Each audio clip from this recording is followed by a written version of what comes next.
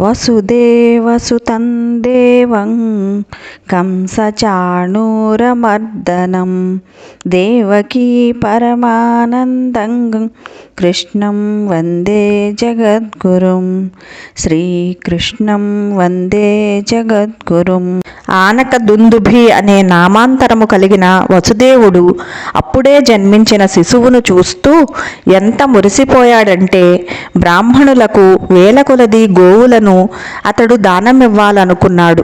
క్షత్రియుడైన రాజు ఇంటిలో ఏదైనా శుభకార్యము జరిగినప్పుడు ఆనందముతో దానం చేయడం వైదిక పద్ధతి.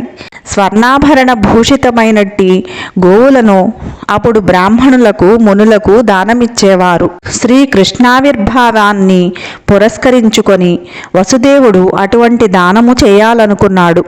కానీ తాను కంసుని కారాగృహములో సంకెళ్లతో బంధింపబడి ఉన్న కారణంగా అది అసాధ్యము. దానికి బదులుగా అతడు మనస్సులో బ్రాహ్మణులకు వేల కొలది గోవులను దానమిచ్చాడు. నవజాత శిశువు స్వయంగా దేవాది దేవుడేనని నమ్మకం కలగగానే వసుదేవుడు చేతులు జోడ్చి వంగి నమస్కరించాడు. స్తోత్రము చేయనారంభించాడు.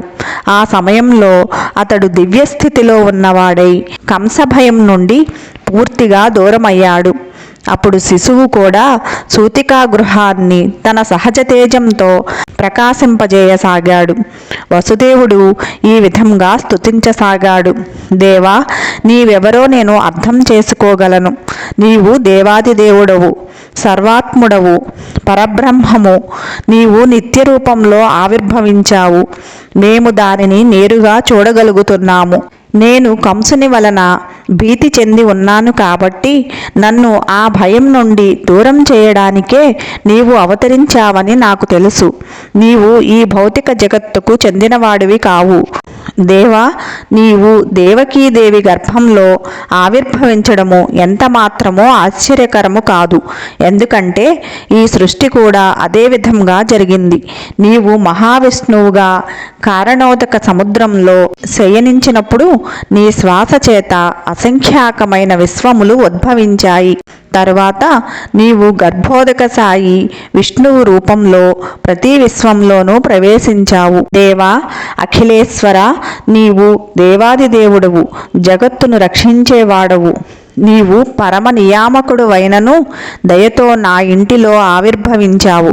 క్షత్రియ వేషధారులైనను నిజానికి అసురులే అయినట్టి రాజతంత్రజ్ఞులను వారి సమస్త సైన్యాలను వధించడమే నీ ఆవిర్భావ ప్రయోజనము. ఆ రాజులను వారి అనుయాయులను సైన్యాలను నీవు వధించుట సునిశ్చితమే. దుర్జనుడైన కంసుని వాని అనుయాయులను వధించడానికే నీవు అవతరించావని నాకు తెలుసు. కానీ తన వారిని చంపడానికి నీవు ఆవిర్భవింపనున్నావని తెలిసి కంసుడు ఇదివరకే పలువురు నీ జ్యేష్ఠ సోదరులను వధించాడు. ఇప్పుడు నీ జన్మవార్తకై అతడు ఎదురు చూస్తున్నాడు. అది వినగానే అతడు నిన్ను వధించడానికి సకలాయుధాలతో వస్తాడు. వసుదేవుని ఈ ప్రార్థన తరువాత శ్రీకృష్ణ జనని అయిన దేవకీదేవి స్తోత్రము చేయసాగింది. తన సోదరుని దురాగతాల కారణంగా ఆమె ఎంతో భీతి చెంది ఉన్నది. దేవా, నారాయణుడు, శ్రీరాముడు, హయశీర్షుడు, ఆదివరాహుడు, నృసింహుడు, వామనుడు, బలదేవుడు, విష్ణువు నుండి వెలువడి కోట్ల కొలది అవతారముల వంటి నీ నిత్యరూపములు వేదవాజ్మయములో మూల రూపములన్నీ వర్ణించబడినాయి. నీ అవతారములన్నీయూ ఈ భౌతిక సృష్టికి అతీతమైనవి కాబట్టి నీవు ఆది రూపమై ఉన్నావు. ఈ జగత్తు సృష్టింపబడడానికి పూర్వమే నీ రూపము నెలకొని ఉన్నది. నీ రూపములు శాశ్వతములు.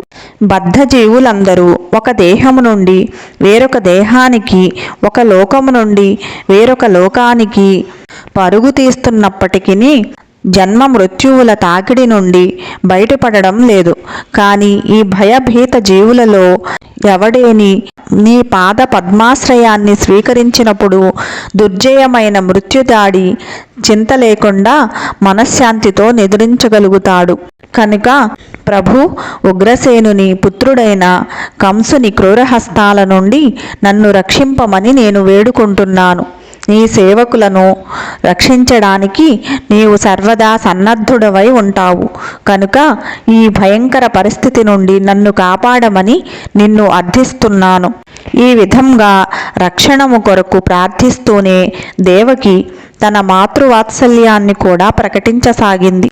సాధారణంగా ఈ దివ్య రూపము ధ్యానమందు మునులచే దర్శింపబడుతుందని నాకు తెలిసినప్పటికీ నీవు జన్మించావని తెలియగానే కంసుడు నీకు అపకారం చేస్తాడేమోనని నేను భయపడుతున్నాను.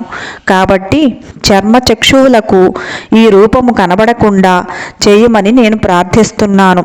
ఇంకొక విధంగా చెప్పాలంటే సాధారణ శిశువు రూపాన్ని పొందమని ఆమె భగవంతుడిని వేడుకొన్నది. నీ ఆవిర్భావము గురించియే నా సోదరుని వలన నాకు భయము కలుగుతున్నది. మధుసూదన, నీవు జన్మించావని కంసునికి ఇంకనూ తెలియదనే నేను భావిస్తున్నాను. కనుక శంఖ చక్ర గదా పద్మాలను దాల్చినట్టి ఈ చతుర్భుజ విష్ణు రూపాన్ని మరుగుపరచమని ప్రార్థిస్తున్నాను. దేవా, జగత్ప్రళయ సమయంలో నీవు సమస్త విశ్వాన్ని నీ కుక్షిలోనే నిలుపుకొంటావు. అయినా కరుణతో నీవు నా గర్భంలో జన్మించావు. భక్తునికి ఆనందం కలిగించడానికి నీవు సాధారణ మానవుల కార్యాలను అనుకరించడము నాకు ఆశ్చర్యాన్ని కలుగజేస్తున్నది. హరే కృష్ణ.